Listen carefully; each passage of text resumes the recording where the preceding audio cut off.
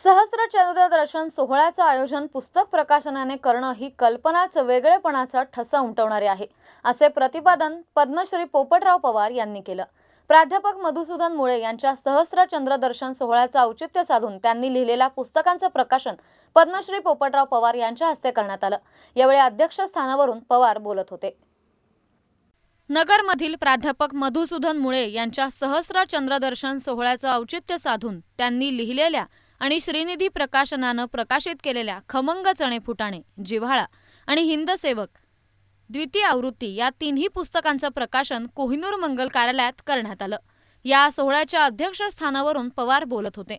प्रमुख अतिथी म्हणून ज्येष्ठ साहित्यिक प्राध्यापक डॉक्टर अनिल सहस्त्रबुद्धे आणि ज्येष्ठ उद्योजक श्रीकृष्ण जोशी, तर विशेष अतिथी म्हणून पंडित दीनदयाळ पतसंस्थेचे संस्थापक अध्यक्ष वसंत लोढा उपस्थित होते। वेदमूर्ती निलेश धर्माधिकारी आणि किशोर जोशी यांनी उच्च स्वरात आशीर्वाद मंत्रानं सरांचं अभिष्टचिंतन केलं।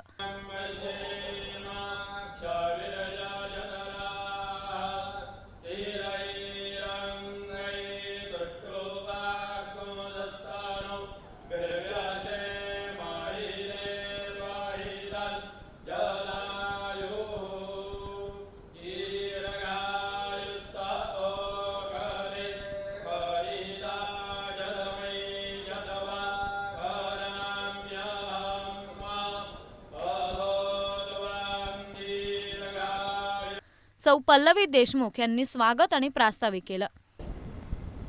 त्याशिवाय ज्या वेळेला पुस्तक छापणं प्रारंभ झाला त्या क्षणी त्यांनी केलेलं सरस्वती पूजन आणि यंत्रपूजन अशा सगळ्या गोष्टी डोळ्यासमोर येतात आणि त्यातून साकारलेला आजचा हा क्षण जो अनेक अर्थांनी आमच्यासाठी आनंदोत्सव आहे।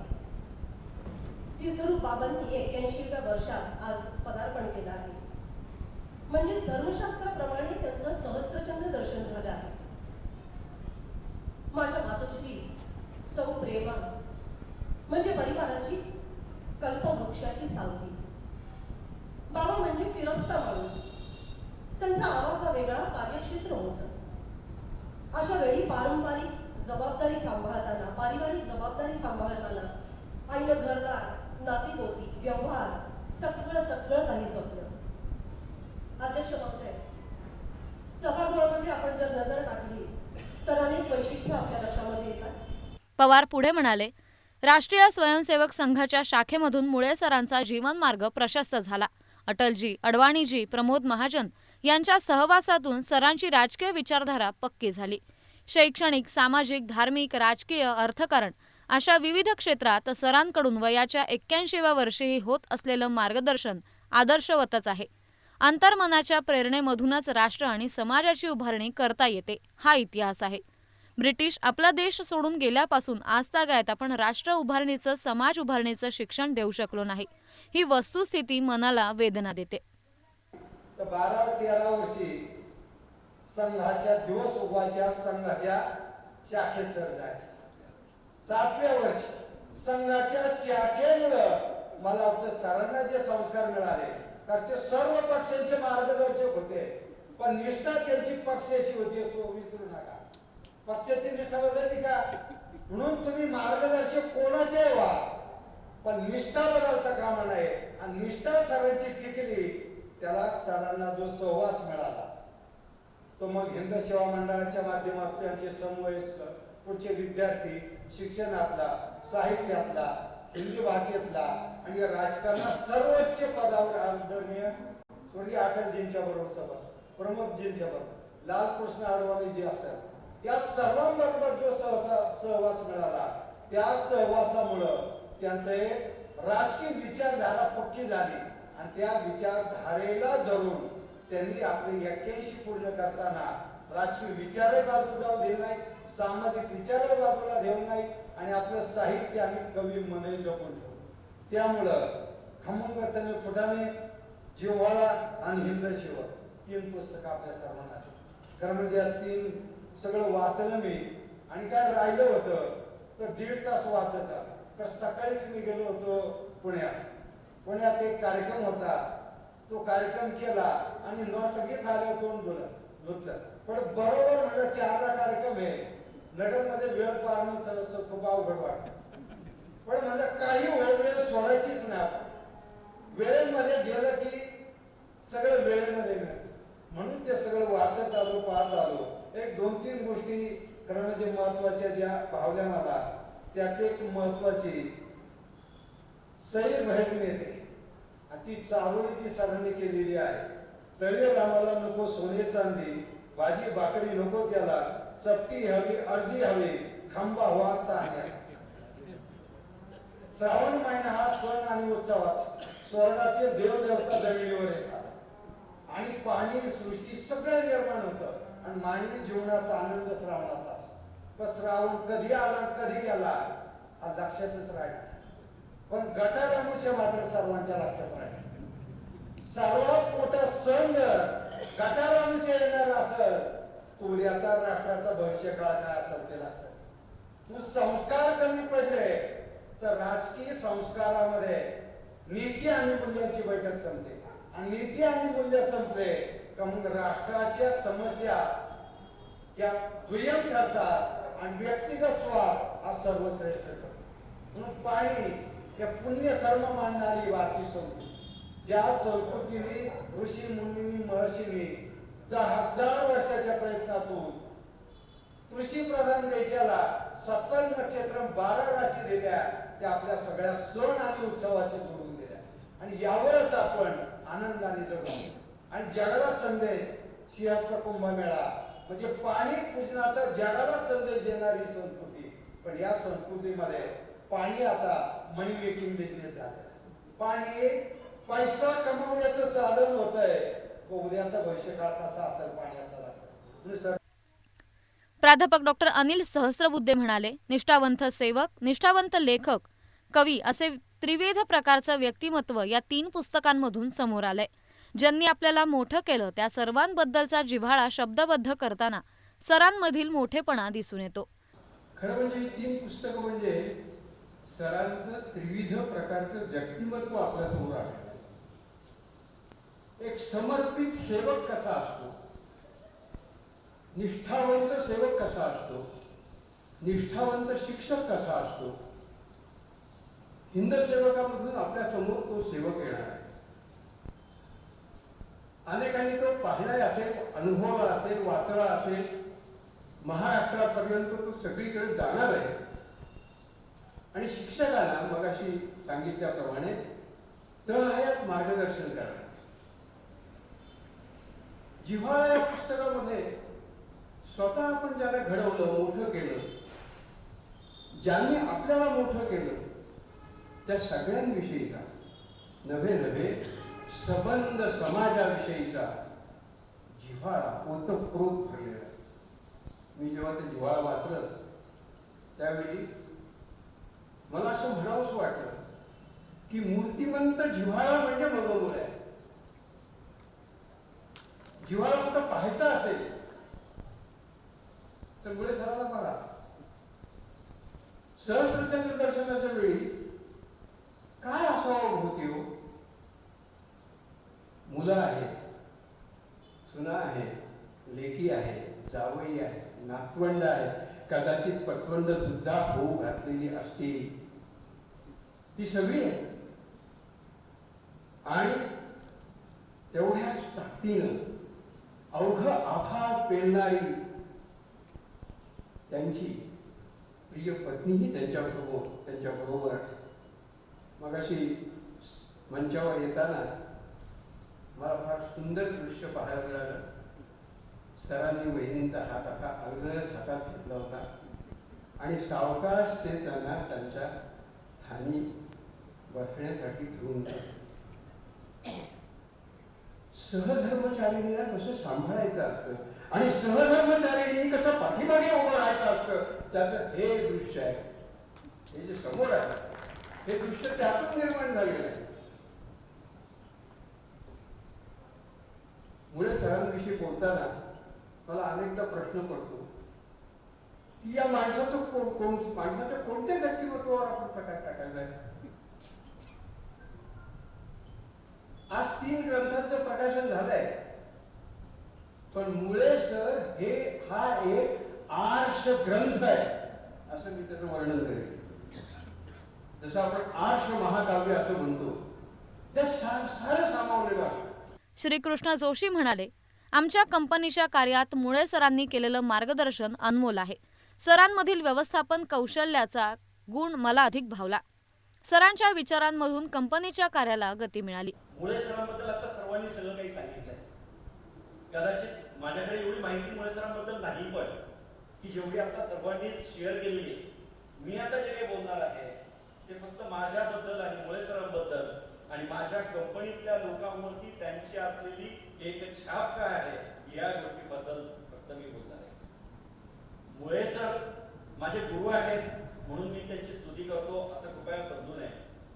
कंपनीमध्ये सरांचं कायमच येणं जाणं असतं.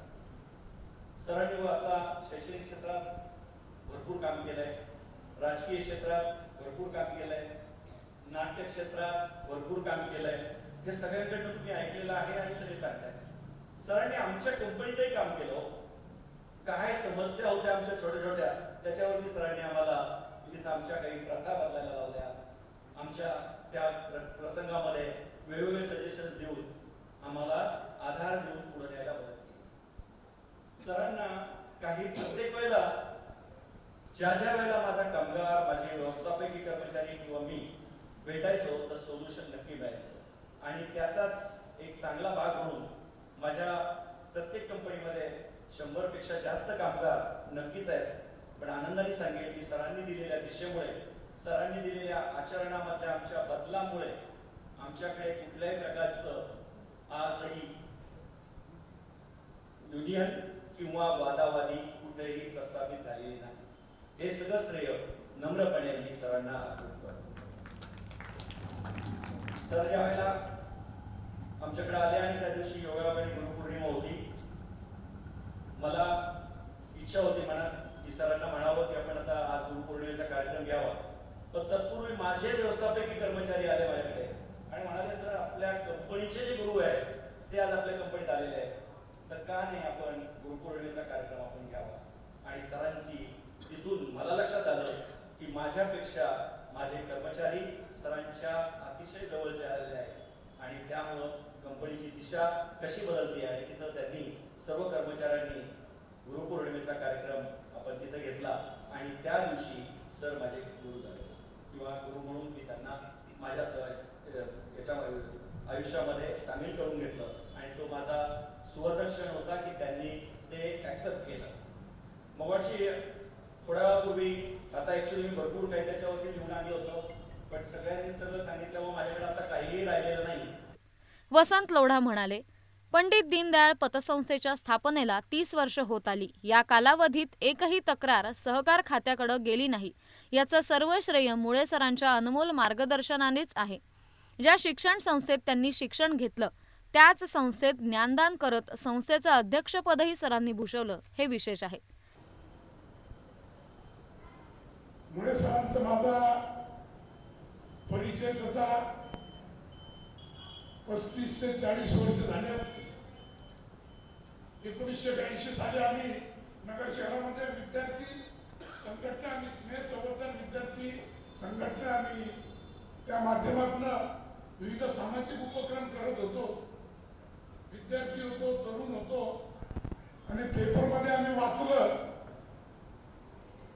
किंवा प्राध्यापक मधुसूदन मुळे यांना आदर्श शिक्षक पुरस्कार मिळाला. त्यावेळच्या आदर्श शिक्षक पुरस्काराला फार महत्व. आजच्या आदर्श पुरस्काराला काय महत्व आहे ते आपण जाणतो. सरांचा आमचा काही परिचय नाही, पण एक का आम्ही सर्वजण तिकडे आकर्षित झालो किंवा आदर्श शिक्षक पुरस्कार नगर शहरामध्ये मिळतोय. आम्ही आपलं आमच्या संघटनेचं एक पत्र घेऊन सरांचं घर शोधत त्या ठिकाणी आलो. सरांचा आमचा कोणाचाही परिचय काहीच नाही. सरांना आम्ही सांगितलं की अशा आमची विद्यार्थी संघटना आहे आणि आम्हाला तुमचा सत्कार करायचा. आम्ही त्यांनी तो आमंत्रण आमचं स्वीकारलं. 200-250 विद्यार्थ्यांच्या उपस्थितीमध्ये सरांचा जो आम्ही सन्मान केला आणि त्यावेळेस सरांनी जे मार्गदर्शन केलं मार्गदर्शन तिथे असलेल्या आम्हा सर्व विद्यार्थ्यांना पुढील जीवनामध्ये त्याचा फार चांगला मला उपयोग झाला. म्हणजे माझ्यासारखा जो कार्यकर्ता या ठिकाणी आज उभा आहे, त्यावेळेस सरांचं मार्गदर्शन आम्हाला त्यावेळेस मिळालं आणि त्यातनं असे शेकडो कार्यकर्ते, शेकडो विद्यार्थी सरांनी घडवले. एक आदर्श शिक्षक कसा असू शकतो हे त्यावेळेस आम्हाला दिसून आलं. तिथून हळूहळू सरांचा आमचा परिचय वाढत गेला आणि भारतीय जनता पार्टीच्या कामामुळं सर अजून माझ्या जवळ आले. आम्ही पंडित दीनदयाळ पतसंस्था स्थापन केली. सर स्थापनेचे सभासद, परंतु प्रत्येक पतसंस्थेच्या कामामध्ये वेळोवेळी आम्हाला मार्गदर्शन सर करायचे. पतसंस्थेची सर्वसाधारण सभा असते. जवळपास 30 वर्ष झाले. गेल्या 25 वर्षापासून दीनदयाळ पतसंस्थेच्या सर्वसाधारण सभेमध्ये सरांची उपस्थिती ही आवर्जून असायची. ज्याप्रमाणे आम्हाला माणिकराव पाटील, राजाभाऊ झरकर, त्याचबरोबर आपले दसरे साहेब, अशा बऱ्याच जणांचं या पतसंस्थेला मार्गदर्शन होतं. त्यातलं एक मोठं मार्गदर्शन हे फळंत आपलं मुळे सरांचं असायचं. सर्वसाधारण सभेमध्ये सर जेव्हा बोलायला उभे राहायचे की आमच्या ज्या काही संस्थेच्या छोट्या मोठ्या बारीक चुका असतील, ज्या चुका अहवालामध्ये ज्या कोणाच्या लवकर लक्षात पण येणार नाही, परंतु त्या चुका त्या सर्वसाधारण सभेमध्ये मांडणं म्हणजे इथं परत चेले फटण्याचा विषय आलाच. संचालकासाठी सर्वसाधारण सभेमध्ये सरांचे आम्हाला कडक आणि कडवट चेले फुटाणे खायला मिळायचे. फार कडक आणि फार कडवट, परंतु खमंग चेले फुटाणे होते ते सर्वसाधारण सभेमध्ये उपस्थित असलेल्या सर्व सभासदांसाठी. संस्थेच्या प्रगतीच्या जो काही आमचा आलेख होता, आवर्जून संस्थेचं जसं ते आमच्या चुका काढायचे तसंच त्या प्रगतीची पण तेवढी शाबासकी त्याच पद्धतीनं सर्वसाधारण सभेमध्ये ते विषय मांडायचे. हेरंब कुलकर्णी यांनी सेवानिवृत्तीनंतर मुख्याध्यापकांनी आत्मचरित्र लिहिल्यानं शैक्षणिक प्रश्न समोर येतात. हिंद सेवक मधून हिंद सेवा मंडळातील कष्टकरी विद्यार्थ्यांचं जगणं समोर आलंय. निवृत्तीनंतर शिक्षकांना समाज शिक्षण म्हणून कार्यरत राहिलं पाहिजे हे मुळे सरांनी स्वकृतीमधून दाखवून दिलं. शिक्षक जगण्याचा परीघ किती रुंदावू शकतो याचं आदर्श उदाहरण म्हणजे सरांचं जीवन आहे असं सांगितलं. सौ जया जोशी आणि माधव जोशी यांनी ही मनोगत व्यक्त केली. विशाल गणपती देवस्थानचे अध्यक्ष ॲडव्होकेट अभय आगरकर, डॉक्टर रवींद्र सातळकर, डॉक्टर सुभाष कवडे, अशोक डोळसे, श्रीनिधी प्रकाशनचे प्रकाशक मिलिंद चवंडके, सीए गिरीश घैसास, सुनील रामदासी, रसिक ग्रुपचे अध्यक्ष जयंत येलुलकर, ज्येष्ठ कवी चंद्रकांत पालवे, प्राध्यापक डॉक्टर मेधाताई काळे, कुमुदिनी बोपर्डीकर, मोहनलाल मानधना, सुहास मुळे आदी मान्यवरांचे सत्कार चित्रा मुळे, नरेंद्र मुळे, पंकज नाईक, प्रशांत देशमुख, श्रीकांत नाईक, मृणाल मुळे, चिन्मय मुळे, सिद्धार्थ नाईक, अथर्व देशमुख यांच्या हस्ते तुळशीची रोपे आणि भेटवस्तू देऊन करण्यात आले. भारती कुलकर्णी यांनी सूत्रसंचालन केलं तर अपर्णा नाईक यांनी आभार मानले. कार्यक्रमाला सर्वश्री पवन नाईक, सुनीलराव कुलकर्णी, प्राध्यापक डॉक्टर राजू रिक्कल, प्राध्यापक डॉक्टर मच्छिंद्र मालुंजकर, डॉक्टर वसंतराव झेंडे यांच्यासह विविध क्षेत्रातील प्रतिष्ठित उपस्थित होते. प्रतिनिधी प्रतीक शिंदे, ब्युरो रिपोर्ट, अहमदनगर.